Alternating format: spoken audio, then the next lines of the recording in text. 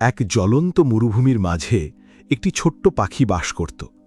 তার জীবন ছিল দুঃখের এক অন্তহীন চক্র। সে ছিল গুরুতর অসুস্থ। তার কোমল পালকগুলো ঝরে গিয়েছিল, একটিও পালক অবশিষ্ট ছিল না। সে ঠিকমতো হাঁটতেও পারত না, ওড়া তো দূরের কথা। তার কোনো আশ্রয় ছিল না, পান করার জল ছিল না, আর খাওয়ার শস্যদানা ছিল না। সে কেবল জ্বলন্ত বালির ওপর মৃত্যুর জন্য অপেক্ষা করত। একদিন একটি সুন্দর সাদা পায়রা মরুভূমির উপর দিয়ে উড়ে যাচ্ছিল। তাকে দেখতে খুব সুখী আর শান্ত মনে হচ্ছিল। পাখিটি সাহস সঞ্চয় করে তাকে থামিয়ে জিজ্ঞাসা করল, ভাই, তুমি কোথায় যাচ্ছ? পায়রাটি মৃদুস্বরে উত্তর দিল, আমি জান্নাতে খোদার সাথে দেখা করতে যাচ্ছি। পাখিটির চোখে আশার এক ঝলক জ্বলে উঠল। সে হাত জোর করে বলল, ভাই, তুমি কি আমার জন্য খোদাকে একটি প্রশ্ন করবে? তাকে জিজ্ঞাসা করো, আমার ভাগ্যের এই দুঃখ কবে শেষ হবে, আমার ভালো দিন কবে আসবে। ঘুঘুটি তাকে সান্ত্বনা দিয়ে উড়ে গেল।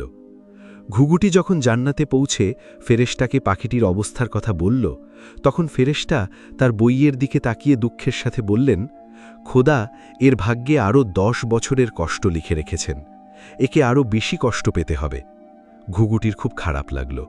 সে জিজ্ঞেস করল, একে সাহায্য করার কি কোনো উপায় নেই?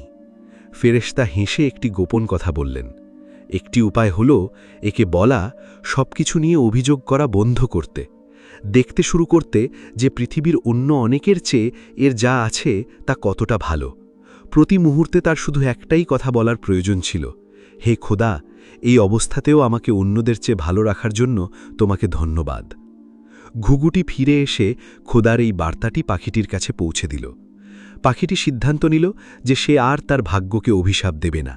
যখন সে বিকেলের জ্বালা ধরানো বালিতে পড়বে, তখন সে কাঁদবে না। সে ভাবল, খোদাকে ধন্যবাদ, আমার এখনও শ্বাস আছে, যেখানে আজ অনেক প্রাণী এই উত্তাপটুকুও সহ্য করতে পারেনি। যখন তার প্রচণ্ড তৃষ্ণা পাবে এবং এক ফোঁটা জলও খুঁজে পাবে না, তখন সে বলবে, ধন্যবাদ খোদা, বেঁচে থাকার এবং জলের আশা করার মতো যথেষ্ট প্রাণ আমার মধ্যে এখনও আছে। যখন অসুস্থতায় তার শরীর দুর্বল হয়ে পড়বে, তখন সে বলবে, হে খোদা, তুমি এখনও আমাকে রক্ষা করেছ, যেখানে শিকারী পাখিরা অনেককে হত্যা করে, আমার যা আছে তার জন্য ধন্যবাদ। ধীরে ধীরে অলৌকিক ঘটনা ঘটতে শুরু করল। পাখিটা যেখানে অভিযোগ করত, সেখানে এখন কৃতজ্ঞতার কথা শোনা যাচ্ছিল। তার মন হালকা হওয়ার সাথে সাথে তার শরীরে নতুন রেশমি পালক গজাতে শুরু করল। দেখতে দেখতেই শুকনো মরুভূমি কালো মেঘে ছেয়ে গেল। মুষলধারে বৃষ্টি নামল এবং সেখানে একটি সুন্দর পুকুর তৈরি হল। পাখিটা এখন সম্পূর্ণ সুস্থ ছিল এবং নীল আকাশে উঁচুতে উড়ছিল। ঠিক 10 দিন পর পায়রাটা আবার সেখান দিয়ে যাচ্ছিল। সে নিজের চোখকে বিশ্বাস করতে পারছিল না। যেখানে মরুভূমি ছিল, সেখানে এখন সবুজ। সে সাথে সাথে জান্নাতে গিয়ে ফেরেশতাকে জিজ্ঞাসা করল, আপনি বলেছিলেন সে 10 বছর কষ্ট পাবে, তাহলে 10 দিনে এটা কিভাবে সম্ভব হল?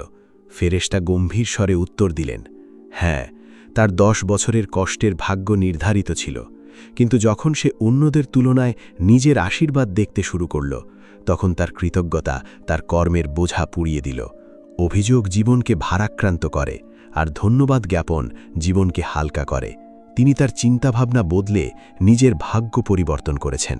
বন্ধুরা, আমাদের যা নেই আমরা প্রায়ই তা নিয়েই ভাবি, কিন্তু যদি আমরা পেছনে ফিরে তাকাই, তবে দেখব যে আমাদের যা আছে তা সারা বিশ্বের লক্ষ লক্ষ মানুষের কাছে কেবলই একটি স্বপ্ন।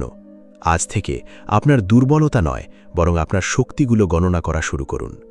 গল্পটি ভালো লাগলে লাইক দিন, আপনার বন্ধু এবং পরিবারের সাথে এটি শেয়ার করুন এবং এই ধরনের আরও অনুপ্রেরণামূলক গল্প শুনতে আমাদের চ্যানেলটি সাবস্ক্রাইব করতে ভুলবেন না। ধন্যবাদ।